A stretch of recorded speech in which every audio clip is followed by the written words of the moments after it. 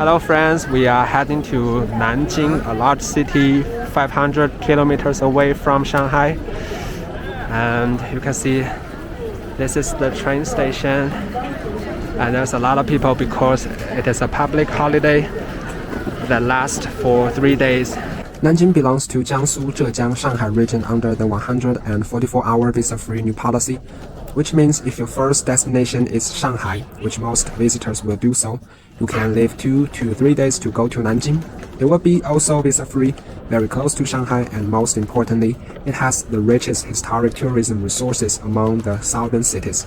So after you experience the modern China in Shanghai, you can explore China's history in Nanjing. This is Shanghai Station, not Shanghai Hongqiao Station. Shanghai has 3 different major train stations: Shanghai Hongqiao, Shanghai Station, and Shanghai South Station, which is under renovation and upgrade right now, so tourists normally will go to the first 2. So if this is the first time for you to come to Shanghai for several hours visa and you wanna go to nearby cities, it is really important for you to figure out to tell them apart. One is called Shanghai Station, another one is called Shanghai Hongqiao. You really have to tell them apart because they are really far away and it's very easy for you to miss the train if you go to the wrong station. And even local people will go to the wrong station. Yes, that's me. Yeah, here's another moment that you can see how many people here. There's a lot of travelers in China, especially in public holidays. And we're starting to worry about how many people there will be in Nanjing and there will be in some famous tourist sites. While I am waiting here for the train, I will introduce the system of China's train numbers, which seems quite complicated, and hopefully you won't buy the wrong ticket after watching the next few minutes. Started from the fastest high-speed trains, which most travelers will choose, the prefix for high-speed train is G. If you would like to see 350 km per hour speed, you need to take this one. You may also notice the times of arrival vary a lot between trains started with G. That is because some lines only stop at large cities, while some may need to pass through a lot. Then is the prefix with D, an earlier version of high-speed train, and the Chinese people usually call them 动车. They are slightly lower than high-speed trains, fastest at 250 km per hour, and the cabin is also older. So if you happen to book T-train ticket, you cannot see the rolling screen of 350 km per hour. Next one is regular trains, prefix of Z, K, and T. The speed is up to 160 km per hour, so for medium to long distance travel, you can sleep overnight on the train. Green Skin train, which is the oldest version of Chinese train, is one of them. And if you are not time sensitive, it is a good choice to have a night on the train and experience another aspect of China. We are arriving at Nanjing Station. As I said, Nanjing is not a city far away from Shanghai. It took us roughly 2 hours to arrive there. We are waiting here for the Didi, the Chinese Uber, to pick us up. Nanjing is one of the most important cities in China. Politically, it is the capital of Jiangsu province, the richest province in the whole country. In terms of economy, Nanjing ranks 10th in 2023 GDP among the top-tier cities in China. Historically, it is one of the 4 great ancient capitals of China that has served as the capital for several dynasties throughout history. In modern times, it is also the capital of Republic of China, and where the Nanjing Massacre has happened. There are many notable historical sites in Nanjing, and we're gonna explore in the following days. Our first dinner, we have ordered a table in a well-known traditional cuisine restaurant called Jiangnanzao. Let's check it out.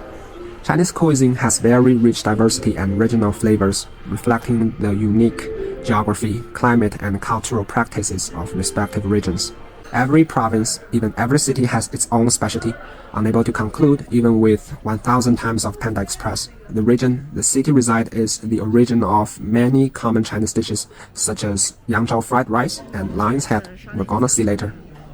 Nanjing cuisine is famous for a variety of ear dishes.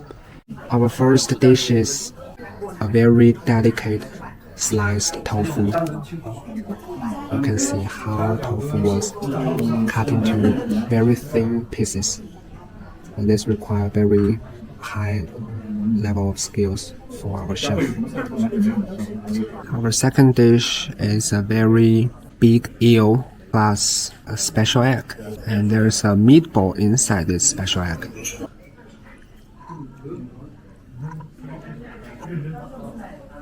Look, there's no yolk inside, but a meatball.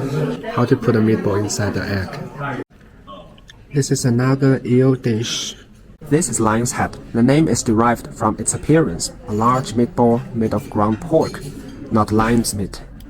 The chef needs to mince half-thin, half-fat pork with starch into a ball and braised for over 1 hour in a seasoned soup in order to create a smooth, tender texture and rich flavor.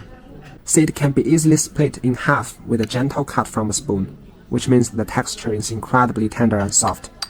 The dish incorporates water chestnut cubes to balance the greasy mouthfeel. Man, I have to say this one is really good. Super soft. It will melt in your mouth. This is Yangzhou traditional fried rice. You can see egg and shrimp inside. There are fried rice everywhere in China, but Yangzhou fried rice is the most famous one. Nanjing is a city next to Yangzhou, but we don't have a plan to go to Yangzhou, so I will try this dish here. The dish may look quite ordinary at first glance, but it actually requires a high level of cooking skill. The rice grains are distinct and separate, and the eggs are scrambled finely and evenly distributed throughout the rice. Very difficult to achieve.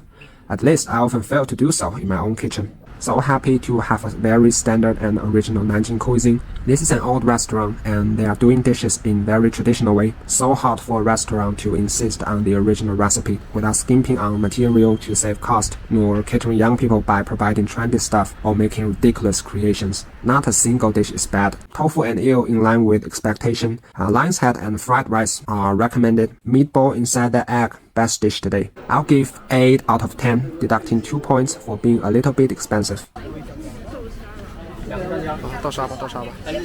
Plum blossom cake is a delicate and visually appealing traditional dessert that originated in the Jiangsu province. This cake is typically made from a mixture of rice flour and water, which is then steamed to achieve a soft and chewy texture. The mixture is poured into a mold with design that when the cake is removed reveals a beautiful imprint on the surface.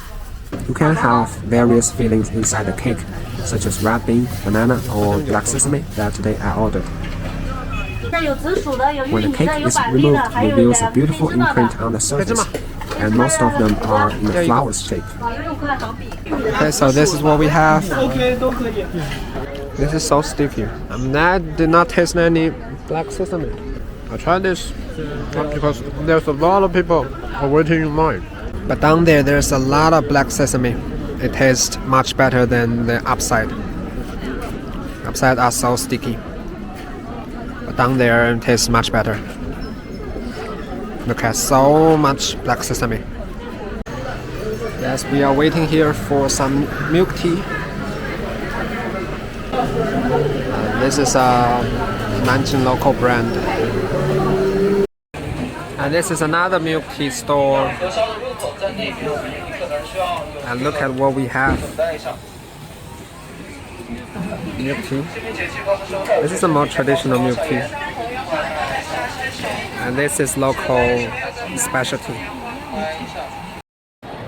Now we come to one of the best shopping centers here in Nanjing. And there's a lot of famous brand here.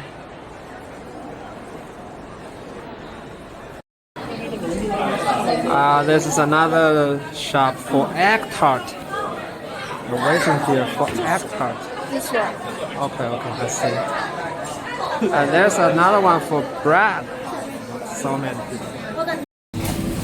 So we have selected 5 flavors. Pistachio, chocolate, the original one, and that is sugar, I think. Black sugar. And this is durian. So this is my first day in Nanjing. It is a modern city with very delicious traditional food and snack.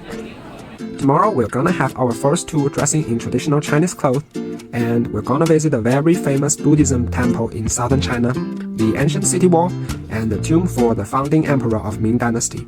Be sure to subscribe my channel so you will not miss the next episode.